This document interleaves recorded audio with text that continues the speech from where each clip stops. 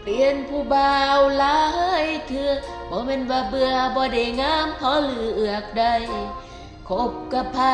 ฮักไผก็มีแต่ผิดหวังเจ็บมาหลายคราห้องให้น้ำตาไหลหลังบ่มีไผรับฟังจักสิเฮ็ดจังใดหักไผก็หักจริงบ่เคยคิดสิทิ้งสิป่าแต่บางเวลาคนก็สร้างว่าน้องตอแหล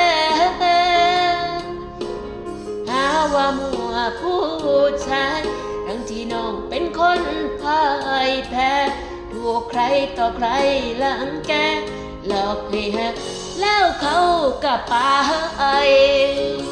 อดีตมันเคยพังปัจจุบันนังไล่กลัวบ่ได้สัวยีนังคบหลายๆก็แค่เตรียมตัวเตรียมใจถ้าหากมือได้ทิ้งน้องจังบ่เจ็บปานใดบ่ได้เห็นใครเป็นแค่ของเล่นความหักคราก่อนมันสอนให้เห็นก่อนสิหักผู้ใดเป็นต้องหักเจ้าของก่อน